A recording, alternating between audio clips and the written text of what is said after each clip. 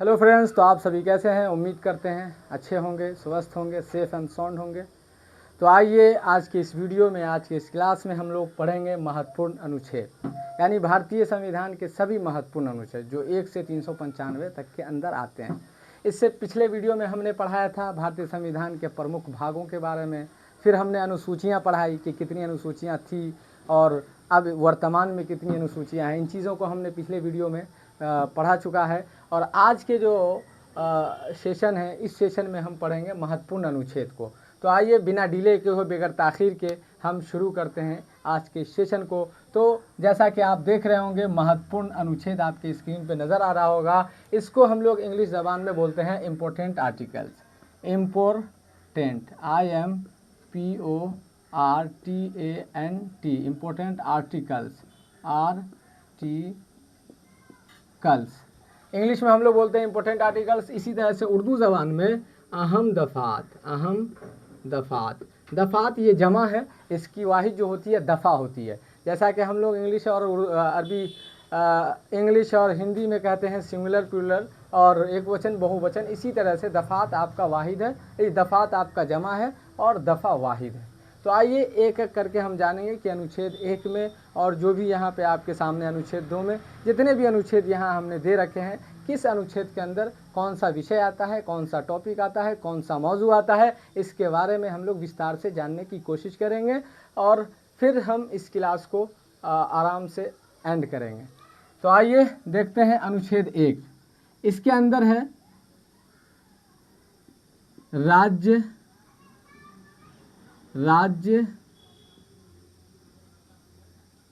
राज्यों का नाम व संघ क्षेत्र। इसको इस तरह से भी कह सकते हैं कि अनुच्छेद 1 के अंदर जो है ये बताया गया है कि भारत राज्यों का संघ होगा, वही राज्यों का नाम व संघ क्षेत्र। अनुच्छेद 2 को देखते हैं। अनुच्छेद 2 में क्या है? तो अनुच्छेद 2 के अंदर जो है ये बताया गया है कि नए राज्यों का प्रवेश, नए लिखते हैं, नए राज्यों का प्रवेश, नए राज्यों का प्रवेश। अनुच्छेद 1 के अंदर है राज्यों का नाम व संघ क्षेत्र, या भारत राज्यों का संघ होगा। इसी तरह से अनुच्छेद 2 के अंदर नए राज्यों का प्रवेश या नए राज्यों की स्थापना। अनुच्छेद 12 से 35 पिछले वीडियो में भी हमने बता रखा है। 12 से 35 के अंदर जो है वो है मूल अधिकार, वो है मूल अधिकार, जिसे हम बोलते हैं फंडामेंटल राइट्स। उर्दू ज़बान में इसे हम बोलते हैं बुनियादी हुकूक। मूल अधिकार देखते हैं, मूल अधिकार। 12 से 35 के अंदर मूल अधिकार की बात की गई है। मूल अधिकार को हम उर्दू ज़बान में बोलते हैं बुनियादी हुकूक और इंग्लिश में हम बोलते हैं फंडामेंटल राइट्स। तो ये अनुच्छेद 12 से 35 के अंदर है। अब इसी तरह से अनुच्छेद 14 आपको दिख रहा होगा। अनुच्छेद 14 के अंदर है विधि के समक्ष समानता, लिखते हैं विधि के समक्ष, विधि के समक्ष समानता, समानता, विधि के समक्ष समानता, यह अनुच्छेद 14 के अंदर बताया गया। विधि के समक्ष समानता, इक्वालिटी बिफोर लॉ, इंग्लिश में बोलते हैं इक्वालिटी बिफोर लॉ, और इसे हम जो है उर्दू ज़बान में बोलते हैं कानून के सामने बराबरी। समानता का मतलब होता है बराबरी, समानता मीन्स बराबरी, और समक्ष के मतलब सामने। तो कानून के सामने बराबरी, विधि का मतलब कानून, तो बोलते हैं इक्वालिटी बिफोर लॉ। फिर इसी तरह से देखते हैं अनुच्छेद 17। अनुच्छेद 17 बहुत महत्वपूर्ण है। ये अक्सरों बेशतर, ज़्यादातर, अधिकांश परीक्षा में, एग्जाम में पूछा जाता है। अनुच्छेद 17, आर्टिकल 17, और ये है आपका अस्पृश्यता का अंत, यानी छुआछूत का खात्मा। इसी तरह से इंग्लिश में बोलते हैं इसको अबोल्यूशन ऑफ अनटचेबिलिटी। तो अनुच्छेद 17 देखते हैं, इसको हम बोलेंगे अस्पृश्यता, अस्पृश्यता का अंत, अंत, अंत को बोलते हैं खात्मा। और एवोल्यूशन भी बोलते हैं इंग्लिश ज़बान में। तो छुआछूत का खात्मा, अस्पृश्यता का अंत, ये अनुच्छेद 17 में और ये बहुत महत्वपूर्ण है। इसी तरह से 18 देखते हैं, अनुच्छेद 18 में क्या है। तो अनुच्छेद 18 के अंदर बताया गया है उपाधियों का अंत। उपाधियों का अंत यानी एवोल्यूशन ऑफ टाइटल्स, जो लक़ब होते हैं, टाइटल यानी लक़ब, उपाधि लक़ब। तो लिखते हैं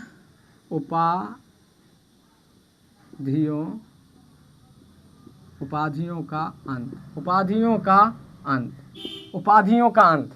अब अनुच्छेद 19 को यानी ए के अंदर क्या है, तो उसके अंदर है प्रेस की स्वतंत्रता, आज़ादी। यानी प्रेस बोलते हैं, न्यूज़ वगैरह जो छापते हैं लोग, न्यूज़ वगैरह देते हैं, उसी को बोलते हैं। इसीलिए कहा जाता है मीडिया जो है ये चौथा स्तंभ है देश का। तो अनुच्छेद 19 क के अंदर है प्रेस की स्वतंत्रता, प्रेस की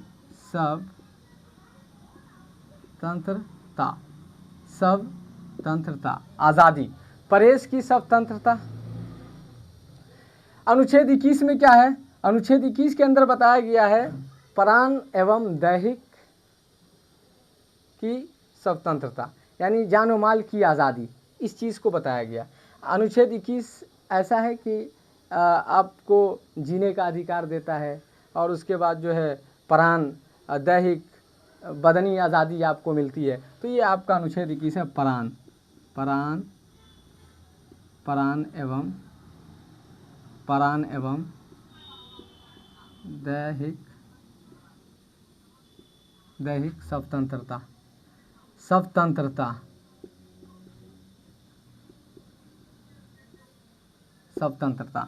प्राण एवं दैहिक स्वतंत्रता, ये अनुच्छेद 21 के अंदर है। अनुच्छेद 24 के अंदर है बालकों के नियोजन का प्रतिषेध। लिखते हैं बालकों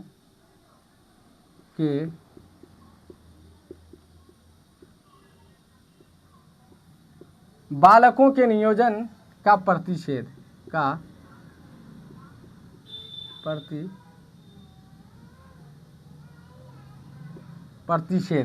अनुच्छेद 24 के अंदर बताया गया है बालकों के नियोजन का प्रतिषेध। अनुच्छेद 40 के अंदर क्या बताया गया है, तो अनुच्छेद 40 के अंदर बताया है ग्राम पंचायतों का संगठन। लिखते हैं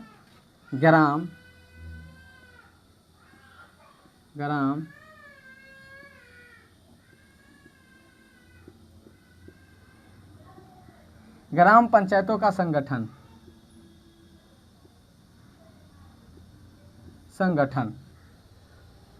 इसी तरह से अनुच्छेद 51 क के अंदर क्या है, ये भी इससे पिछले वीडियो में हमने बता दिया। अनुच्छेद 51 ए के अंदर है मूल कर्तव्य। लिखते हैं मूल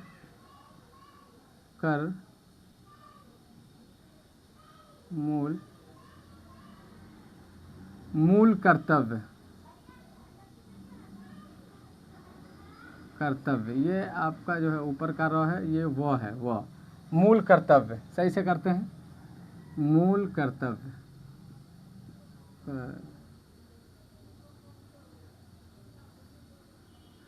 कर्तव्य, जिसे हम बोलते हैं फंडामेंटल ड्यूटीज़, यानी बुनियादी फ़राइज़।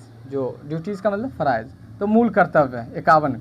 अनुच्छेद 52 में क्या है, अनुच्छेद 52 के अंदर बताया गया है राष्ट्रपति के बारे में, कि भारत के अंदर एक राष्ट्रपति होगा, यानी यहाँ लिखते हैं भारत का राष्ट्रपति। अनुच्छेद 52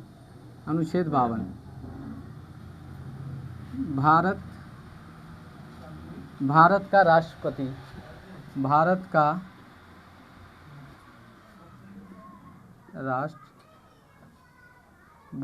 राष्ट्रपति, भारत का राष्ट्रपति यानी प्रेसिडेंट ऑफ इंडिया। अनुच्छेद 52 के अंदर ये बताया गया है कि भारत का एक राष्ट्रपति होगा। इसी तरह से अनुच्छेद 54 के अंदर जो बताया गया है वो ये बताया गया है कि राष्ट्रपति का चुनाव कैसे होगा, यानी राष्ट्रपति के चुनाव के सिलसिले में इस पे बात की गई है अनुच्छेद 54 के अंदर। हम लिखते हैं यानी इलेक्शन ऑफ प्रेसिडेंट, इसे इंग्लिश में बोलते हैं, चुनावी प्रक्रिया भी बोला जा सकता है। अनुच्छेद 54 के अंदर है राष्ट्रपति का चुनाव। देखते हैं राष्ट्रपति का चुनाव। तो ये अनुच्छेद 52 हो गया। अब इसी तरह से एक अनुच्छेद 61 है जो कि बहुत ही महत्वपूर्ण है। अनुच्छेद 61 के अंदर बताया गया महाभियोग कि राष्ट्रपति पर महाभियोग कैसे लाया जाता है। तो बहरहाल इसमें महाभियोग के बारे में जिक्र किया गया है, मैं लिखता हूँ, यानी राष्ट्रपति पर महाभियोग।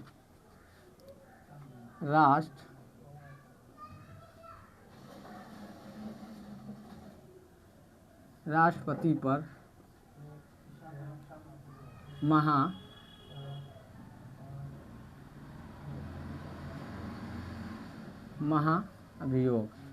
महाभियोग, राष्ट्रपति पर महाभियोग, यानी इम्पीचमेंट ऑन प्रेसिडेंट इंग्लिश में कहा जाता है। सदर जानते हैं, राष्ट्रपति को बोलते हैं सदर।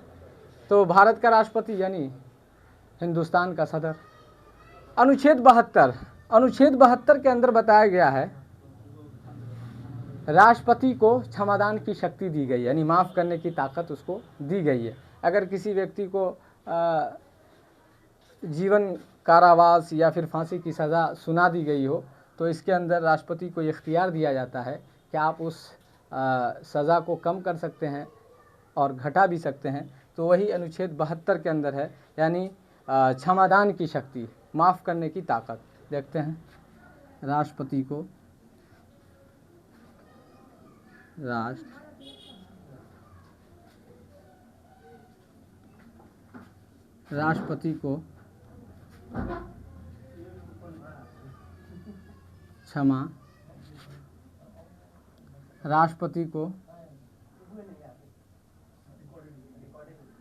क्षमादान की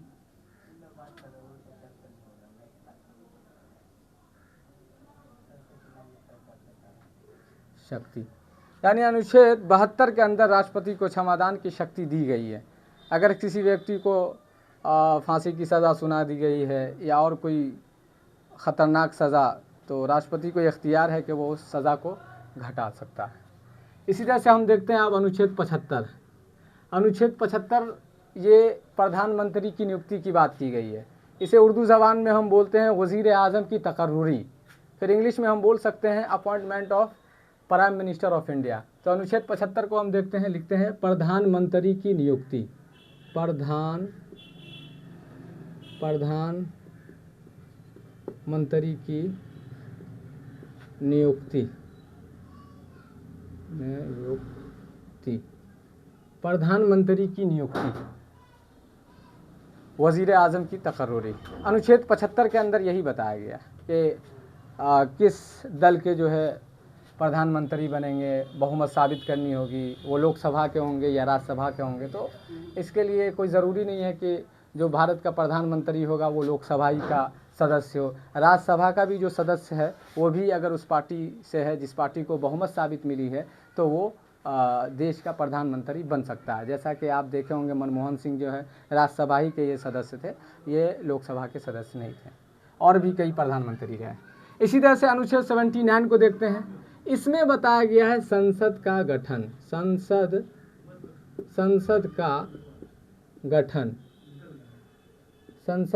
गठन, फॉर्मेशन ऑफ पार्लियामेंट, कि इसका कैसे गठन होगा, इसकी क्या प्रक्रिया है, इन चीज़ों पे बहस की गई है अनुच्छेद 79 में, यानी संसद का गठन।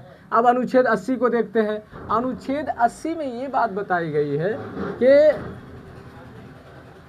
राज्यसभा का गठन, यानी राज्यसभा की तश्कील, इसमें ये बात बताई गई है। फॉर्मेशन ऑफ राज्यसभा, लिखते हैं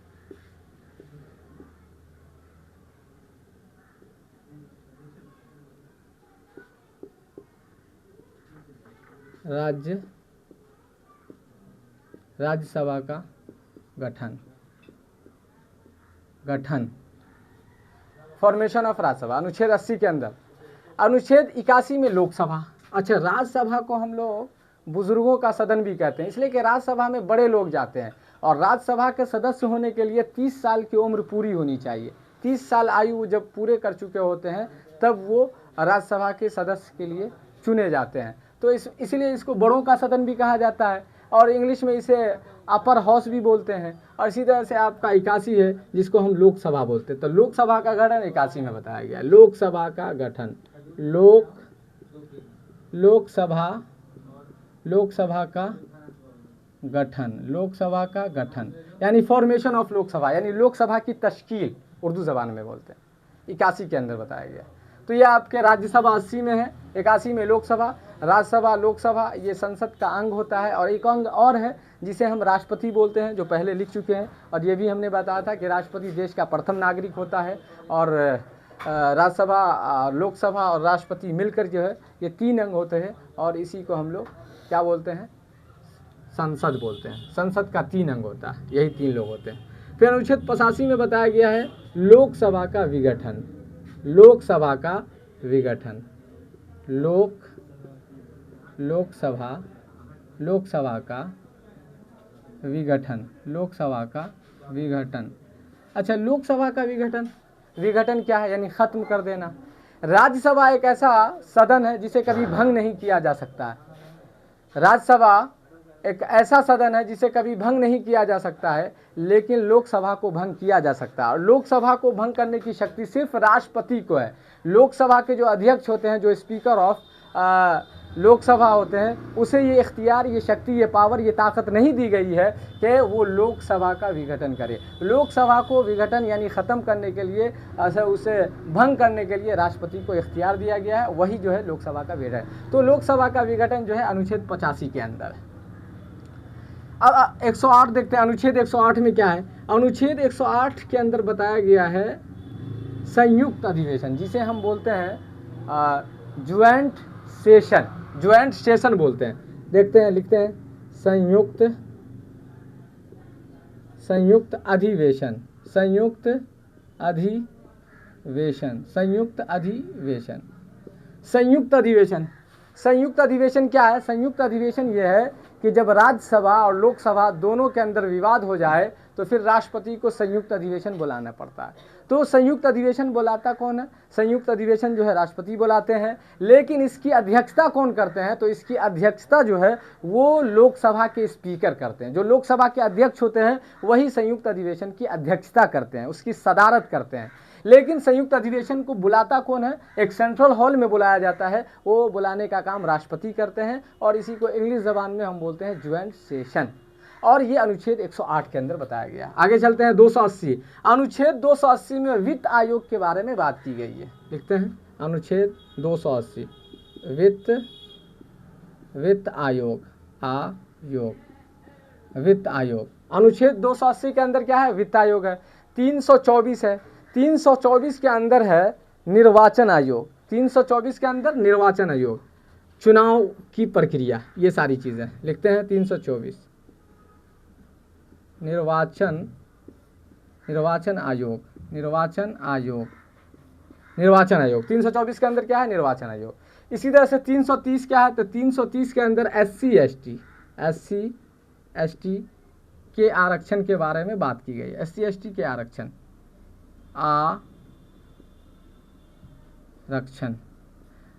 के बारे में आरक्षण के बारे में 330 के अंदर SC ST के आरक्षण के, यानी अनुसूचित जाति एवं अनुसूचित जनजातियों के आरक्षण के बारे में उपबंध है अनुच्छेद 330 में। इसी तरह से 343 है, 343 के अंदर है संघ की राजभाषा, संघ की राजभाषा। लिखते हैं संघ की राजभाषा, संघ की राजभाषा। अनुच्छेद 343 में संघ की राजभाषा के बारे में बात की गई है। इसी तरह से अब देखते हैं जो 3-4 ही बड़ा महत्वपूर्ण है, ये मैंने बताया था। और ये आपको जो है वित्तीय आपातकाल से रिलेटेड है, जो कि भाग 18 में वर्णन किया गया इसका, जो मैंने पढ़ाया इससे पिछले वीडियो में। वो देखते हैं 352 के अंदर है नेशनल इमरजेंसी, जिसे हम लोग हिंदी ज़बान में बोलते हैं राष्ट्रीय आपातकाल। लिखते हैं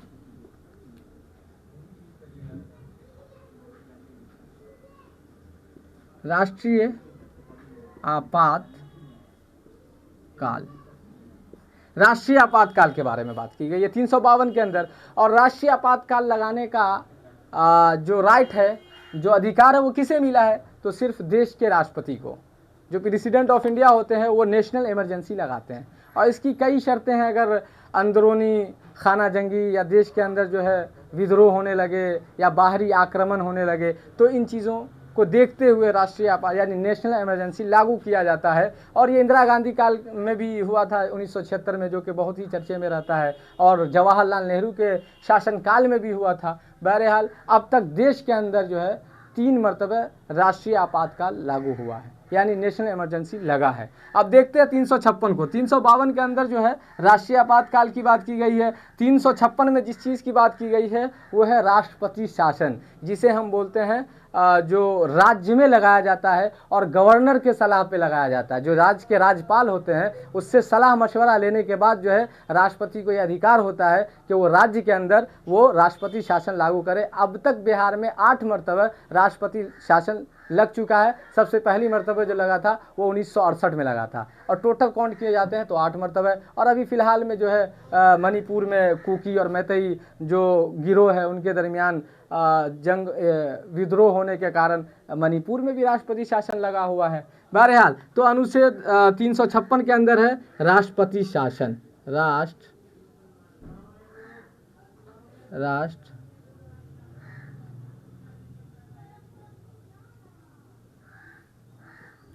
राष्ट्रपति शासन अनुच्छेद 356 में राष्ट्रपति शासन है। इसी तरह से आपका जो है 360 में वित्तीय आपात है, जो अब तक भारत में कभी नहीं लगा। वित्तीय आपातकाल के बारे में क्वेश्चन आता है कि वित्तीय आपातकाल भारत में लगा या नहीं लगा है, या कई मरतबा लगा है। क्वेश्चन में होता है कि 2 बार 3 बार, और एक ये भी होता है कि इनमें से कोई नहीं, तो ऑप्शन उसका इनमें से कोई नहीं होगा, इसलिए कि आज तक भारत में कभी वित्तीय आपातकाल नहीं लागू हुआ है। इसको क्लियर है। तो ये जो है 360 के अंदर है, लिखते हैं वित्तीय आपातकाल।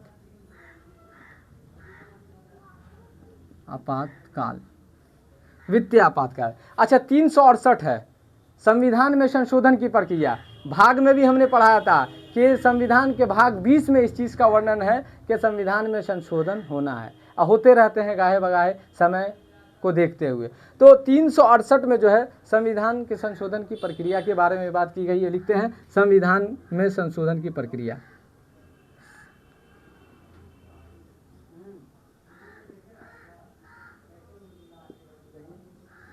संविधान में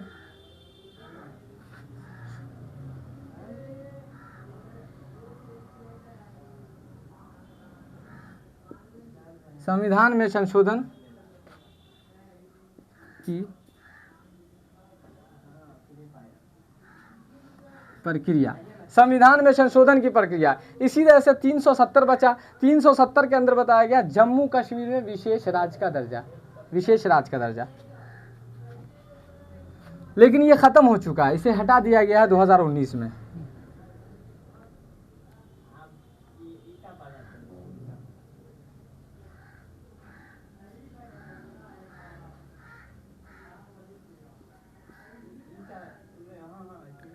जम्मू कश्मीर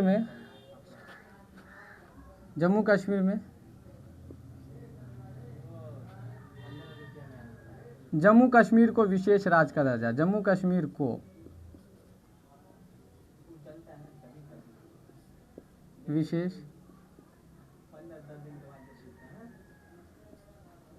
का दर्जा।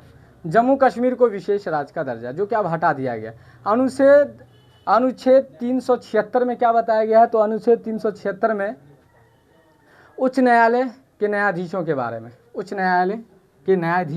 में, लिखते हैं उच्च न्यायालय के न्यायाधीशों के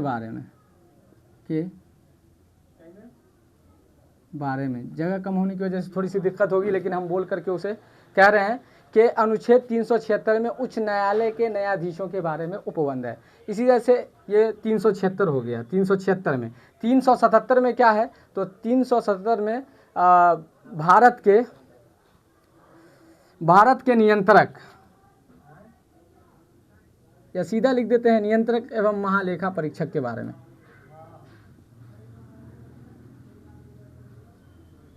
नियंत्रक एवं महालेखा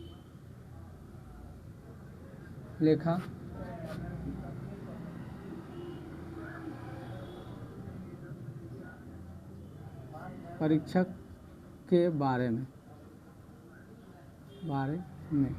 बहरहाल इसे हम लास्ट वाला थोड़ा सा आपको गुंजलक लग रहा होगा, लेकिन हम इसे पढ़ करके सुना देते हैं, समझा देते हैं। एक बार शुरू से देखते हैं, अनुच्छेद 1 से 370 को रिवाइज करते हैं।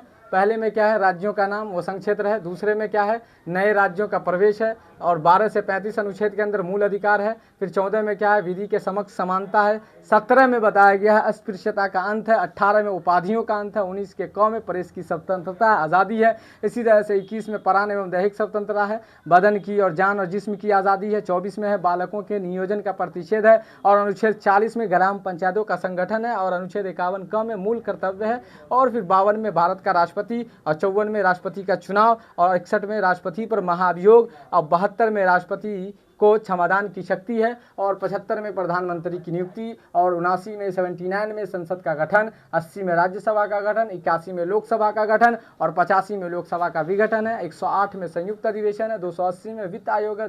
324 में निर्वाचन आयोग है। 330 में जो है SC/ST के आरक्षण के बारे में है। 343 में संघ की राजभाषा, और 352 में राष्ट्रीय आपातकाल है। 356 में राष्ट्रपति शासन, और 360 में वित्तीय आपातकाल के बारे में बात की गई। 368 में संविधान संशोधन की प्रक्रिया है। 370 में जम्मू कश्मीर को विशेष राज्य का दर्जा, जो कि अब खत्म कर दिया गया। 376 में उच्च न्यायालय के न्यायाधीशों के बारे में उपबंध है। और 377 में नियंत्रक एवं महालेखा परीक्षक के बारे में है। तो गाइज आज के वीडियो में इतना काफ़ी है। फिर मिलेंगे आप लोगों से नए वीडियो में नए टॉपिक के साथ। आप लोगों से यही उम्मीद करते हैं कि आप लोग मेरी वीडियो को देखें और इससे फ़ायदा उठाएं, लाभ उठाएं, और इस वीडियो को खूब शेयर करें और सब्सक्राइब करें। Thank you for watching this video.